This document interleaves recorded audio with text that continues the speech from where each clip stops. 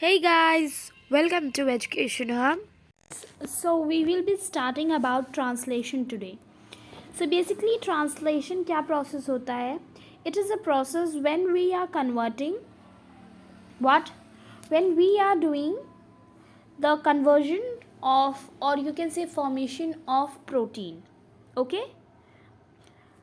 यहाँ पर आप देखो messenger RNA consists genetic information which is translated into amino acid sequence with the help of transfer RNA.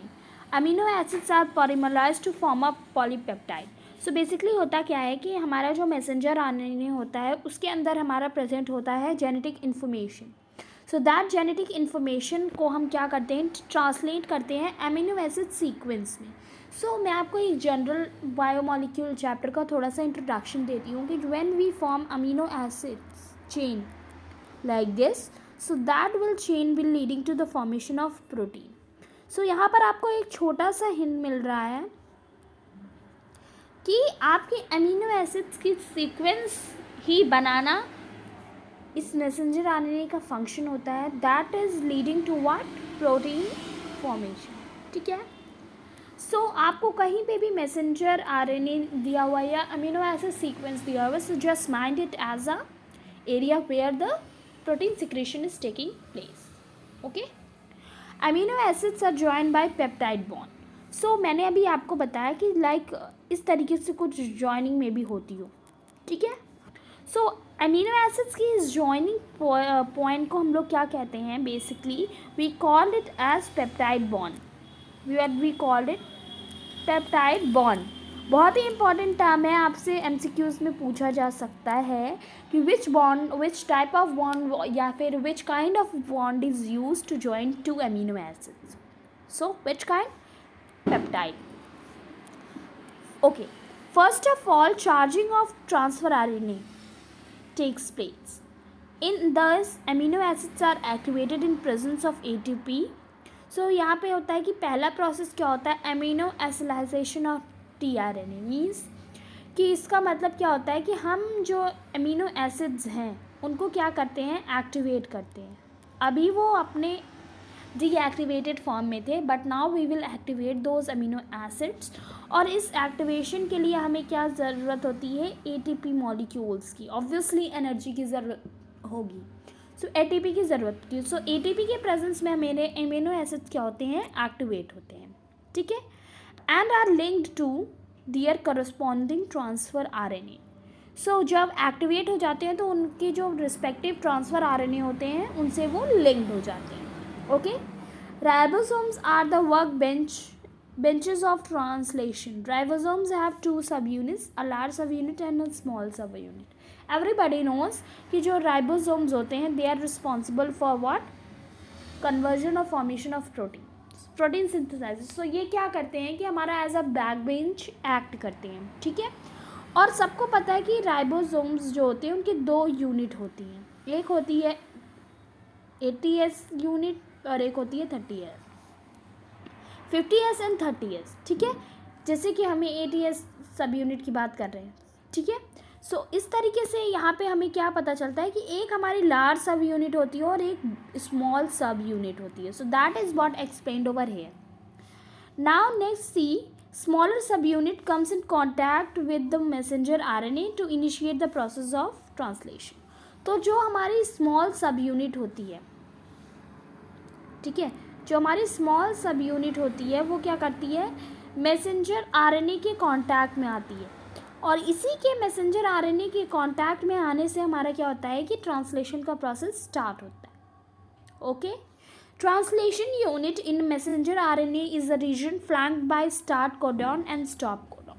सो जो ये ट्रांसलेशन यूनिट होती है बेसिकली दैट इज रिस्पॉन्सिबल और having a few codons that are called start codons and stop codons. So जो भी इस translation unit की इन्फ्लुएंसमेंट होगी वो इन्हीं दोनों कोडॉन्स की वजह से होगी. Okay.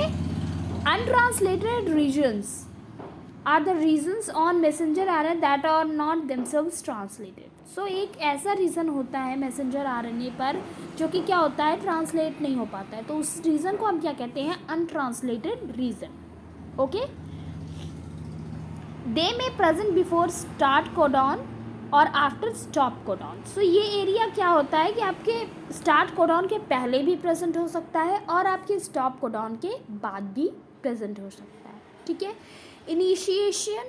Initiated tRNA recognizes the start codon initiation process. So आपको पता है कि इनिशिएटर होता है हमारे किसमें, स्ट्रक्चर में, ट्रांसलेशन के, so that recognizes the start codon. So जहाँ पर स्टार्ट कोडॉन होते हैं वहाँ पर ये इनिशिएटर स्टार्ट करता है क्या, प्रोसेस ऑफ इनिशिएशन, ठीक है। इनिशिएशन के बाद आता है प्रोसेस ऑफ इलोंगेशन।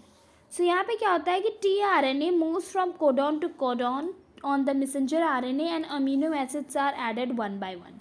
सो जैसे जैसे इनिशिएशन होता जाता है सो हमारे क्या होते हैं, अमीनो एसिड्स फॉर्म होते जाते हैं। सो एक एक करके जैसे कोडॉन टू कोडॉन पास हो रहा है इनिशिएशन का प्रोसेस, वैसे ही क्या होते हैं हमारे अमीनो एसिड्स क्या होते हैं, इलांगेट होते जाते हैं, जुड़ते जाते हैं और एक लंबी सी चेन बनाते जाते हैं। तो इस प्रोसेस को हम कहते हैं प्रोसेस ऑफ इलांगेशन, ओके। और after release factor stop codon पे जैसे प्रोसेस पहुंचता है वो टर्मिनेशन का प्रोसेस करता है, टर्मिनेशन हो जाता है and the process of translation stop, fine, okay. So regulation of gene is also a important term which is leading to the your lack operon, okay. So यहाँ पर हम देखते हैं रेगुलेशन ऑफ जीन क्या important term play करता है। Regulation of gene के अंदर हमारा कुछ लेवल्स दिए हुए हैं, जैसे कि पहला लेवल है transcriptional level, processing level, transport of messenger RNA from nucleus to cytoplasm and translational level. So यहाँ पर 4 लेवल्स होते हैं जिन पे हम क्या कर सकते हैं कि हमारे जो ये जीन एक्सप्रेशन है उनको अफेक्ट कर सकते हैं, यानी कि इन चारों के अलावा हम किसी भी प्रोसेस पे इफेक्शन नहीं डाल सकते, ठीक है। In addition metabolic, psychological and environmental conditions regulate the expression of genes. Means कि metabolic process, psychological process and environment condition की वजह से ही रेगुलेशन ऑफ जीन को एक्सप्रेशन मिलता है या फिर कोई भी जीन एक्सप्रेस हो पाती है, ठीक है। Expression of genes coding from for enzymes is required only when the substrate of enzyme is available. बहुत ही इंपॉर्टेंट टॉपिक, ये चीज़ बहुत ही इंपॉर्टेंट है कि अगर किसी भी जीन को कोई एंजाइम बनाना है, ठीक है, कोई एंजाइम बनाना है किसी जीन को, सो इस एंजाइम के लिए एक पर्टिकुलर सबस्ट्रेट होगा और उस सबस्ट्रेट को इस एंजाइम फॉर्मेशन के लिए यहाँ पर प्रेजेंट होना बहुत ही इम्पॉर्टेंट है, जिस सबस्ट्रेट की वजह से हमारा क्या होगा, ये एंजाइम बनेगा। Wherever which is gene required, आपकी जो भी जीन की रिक्वायरमेंट होगी वो जीन यहाँ पर होगा, ये जीन ही सारा काम करेगा, बट इस जीन के साथ ही सबस्ट्रेट होना बहुत ही इंपॉर्टेंट है for the secretion of this enzyme. Example is given of lactose, okay, this is example. What happens कि ये जो lactose है उसकी प्रेजेंस में हमारा क्या होता है कि एक ऑर्गेनिज्म होता है ई कोकोलाई। सो वो क्या करता है कि बीटा ग्लाइकोसाइटेज एंजाइम रिलीज करता है। सो बीटा ग्लाइकोसाइटेज क्या करता है कि उस ई कोकोलाई में हमारा ग्लूकोज और लैक्टोज के फॉर्मेशन करना शुरू करता है। So that is the reason कि ये सबस्ट्रेट था, लैक्टोज हमारा क्या था, सबस्ट्रेट था, और जो भी जीन थी यहाँ पर उसने क्या किया, इस पर्टिकुलर सीक्वेंस को रिलीज़ किया। So when this sequence was released, ये हमारा रिक्वायर्ड चीज़ यहाँ पर बन गई। लाइक एक्सप्रेशन भी जैसे दिया हुआ है कि जब ई कोकोलाई के पास हमारा ये लैक्टोज इन्वायरमेंट में प्रेजेंट होता है तो वो बीटा गैलेक्टोसाइडेज एंजाइम रिलीज़ करता है, that is leading to formation of glucose and galactose. So यहाँ पर इस बीटा गैलेक्टोसाइडेज की इफेक्शन किस पे है, प्रेजेंस ऑफ लैक्टोज पे। अगर इन्वायरमेंट में लैक्टोज प्रेजेंट होगा तभी ये बीटा गैलेक्टोसाइडेज रिलीज होगा, और अगर ये हमारा लैक्टोज नहीं प्रेजेंट है सो ये हमारा एंजाइम नहीं रिलीज होगा, ठीक है। So lactose is substrate and beta galactosidase is gene. Okay. So gene regulation in prokaryotes is easy topic but थोड़ा कॉम्प्लिकेशन तो हर चीज़ में होता है, so we will be talking. Gene expression is regulation by controlling the rate of transcription initiation. So कोई gene कितनी जल्दी एक्सप्रेस करेगी अपने आप को, वो किस पे डिपेंड करता है, प्रोटीन सिंथेसिस पे, कि उस पर्टिकुलर जीन की प्रोटीन सिंथेसिस कितनी जल्दी हो जा रही है। ठीक है, so gene expression is directly proportional to protein. Okay, second is the activity of RNA polymerase at the given promoter is regulated by accessory protein. This accessory protein affects the ability of promoter to recognize the start time. So ऐसा चीज़ यहाँ पर बताया गया है कि जो RNA polymerase promoter पर present होता है उसको एक रेगुलेशन के लिए एसेसरी प्रोटीन्स प्रेजेंट होती हैं.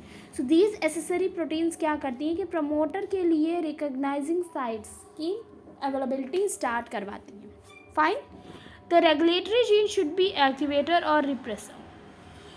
सो रेगुलेटरी जीन्स जो हमें यहाँ पर दी हुई हैं, एसेसरी प्रोटीन्स या रेगुलेटरी जीन्स, ये क्या होनी चाहिए, एक्टिवेटर होनी चाहिए, जिससे कि हमारा इनिशिएशन का प्रोसेस अच्छे से स्टार्ट हो पाए. Fine. The next is each operand has a specific operator और स्पेसिफिक रिप्रेसर. सो जो भी हमारा ओपेरॉन एक वर्ड यहाँ पर यूज़ हुआ है, अभी हम आगे इस बारे में पढ़ेंगे. ओपेरॉन जो होता है इसके लिए एक पर्टिकुलर ऑपरेटर होता है एंड दूसरा रेप्रेसर होता है. सो हर ऑपरेरॉन के लिए अपना खुद का एक रेप्रेसर एंड एक ऑपरेटर प्रेजेंट होता है, किसमें, प्रोकैरियोट्स में. Okay. Usually operator binds to repressor protein. So ये ऑपरेटर जो होता है वो क्या करता है कि रेप्रेसर प्रोटीन के साथ बाइंडिंग करता है एंड आगे का फर्दर जीन रेगुलेशन करता है. सो मैंने ये सारे टॉपिक आपको आज क्लियर कर दिए हैं. नेक्स्ट की वीडियो में हम लैक ऑपरेरॉन के बारे में बात करेंगे, जो कि किस में प्रेजेंट होता है, prokaryotes. So I hope these topics are clear. Whichever topic is not clear, guys, or whichever term is not clear, please, it's a request, don't keep any doubt. Put down your doubt in the comment section so that I can really feel it and solve it for you. So that's all, guys, for today, and thank you so much for watching the video. If you liked the video, hit the like button, do share and subscribe to my channel.